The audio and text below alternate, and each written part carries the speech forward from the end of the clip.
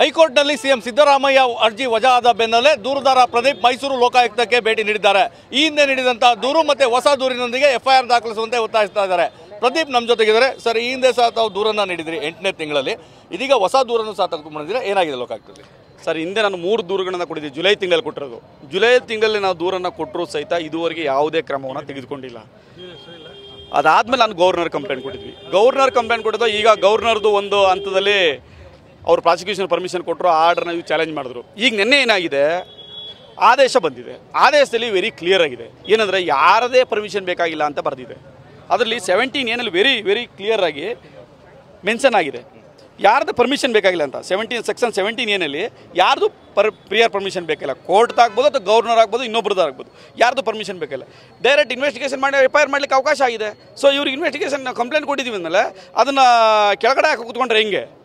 Investigation FIR ಮಾಡಿ investigation ಮಾಡ್ಬೇಕು ತಾನೆ, ಯಾರಾದರೂ ಆಗಿರಲಿ. ಕಾನೂನು ಮುಂದೆ ಎಲ್ಲರೂ ಒಂದೇ ತಾನೆ, ಮಾಡ್ಬೇಕು ತಾನೆ. ಅದನ್ನು ಮಾಡೋದು ಬಿಟ್ಟು ಈ ರೀತಿ ಬೇಜವಾಬ್ದಾರಿ ಹೇಳಿಕೆನ ಕೊಡ್ತಾ ಇದ್ದಾರೆ. ತಾವು ಬಂದು ದೂರು ನೀಡಿದಂಥ ಸಂದರ್ಭದಲ್ಲಿ ಏನು ಉತ್ತರ ಬಂತ ಅಲ್ಲಿಂದ? ಅವರು ರೆಡಿನೇ ಇಲ್ಲ ಸರ್.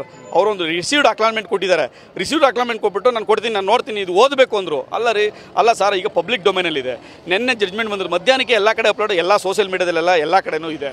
ಇದು ಅವರ ಇಲಾಖೆಗೆ ಸಂಬಂಧಪಟ್ಟದ್ದು. ಅವ್ರು ಓದ್ಕೋಬೇಕಲ್ವ, ತೆಗೆದು ಇವಾಗ ನಾನು ಓದ್ತೀನಿ ಅಂತಾರೆ. ಅದು 197 ಪೇಜಾಗಿ ಕೊಟ್ಟಿದ್ದೀರಾ, ಅದು ಚೆಕ್ ಮಾಡ್ತಾರೆ. ಅದು ಚೆಕ್ ಮಾಡೋರಿಗೆ ಅದನ್ನು ಓದ್ಕೋಬೇಕು ಅನ್ನೋ ಗೊತ್ತಿಲ್ವಾ? ಅವ್ರ ಸಂಸ್ಥೆಗೆ ಸಂಬಂಧಪಟ್ಟದ್ದು ಅಂತ ಒಂದು ಇಶ್ಯೂ ಇದು. ಓದ್ಕೋಬೇಕೈತಲ್ವಾ?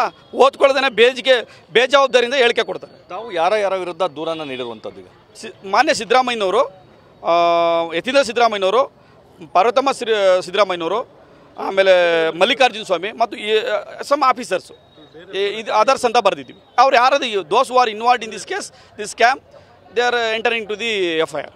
ಜನಪ್ರತಿನಿಧಿಗಳ ನ್ಯಾಯಾಲಯದಲ್ಲಿ ಒಂದು ಪ್ರಕರಣ ಇವತ್ತು ಆದೇಶ ಬರೋಕ್ಕೆ ಬಾಕಿ ಇದೆ. ಅದಕ್ಕೂ ತಾವು ನೀಡಿರುವಂತಹ ದೂರಿಗೂ ಸಂಬಂಧ ಏನಾರು ಇದೆಯಾ ಅಥವಾ ಹೇಗೆ ಅಂತ? ಅವರು ಕೂಡ ಇವ್ರಿಗೆ ಇನ್ನು ಡೈರೆಕ್ಷನ್ ಕೊಡೋಕ್ಕೆ ಅಲ್ಲ PCR ಹಾಕಿರೋದು.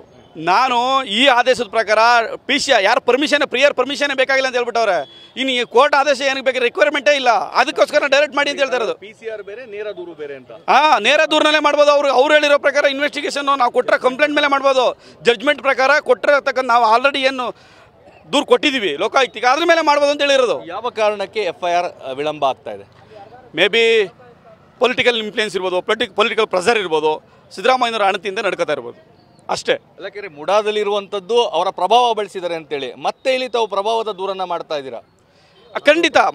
ಮತ್ತೆ ಆ ಥರದ್ದೇ ಒಂದು ಸ್ಕ್ಯಾಮ್, ಇನ್ನೊಂದು ಸ್ಕ್ಯಾಮ್ ಇದು. ಸ್ಕ್ಯಾಮ್ಗೆ ಇನ್ನೊಂದು ಸ್ಕ್ಯಾಮು.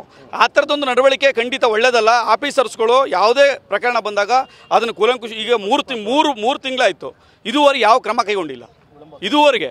ಅಲ್ಲ, ತಾವು FIRಗೆ ಇಷ್ಟೊಂದು ಇದಾಗ್ತಾ ಇರುವಂಥದ್ದು ತನಿಖೆ ಹೇಗೆ ಆಗಾದ್ರೆ ಅಂತ? ತನಿಖೆ ಹೆಂಗಾಗುತ್ತೆ?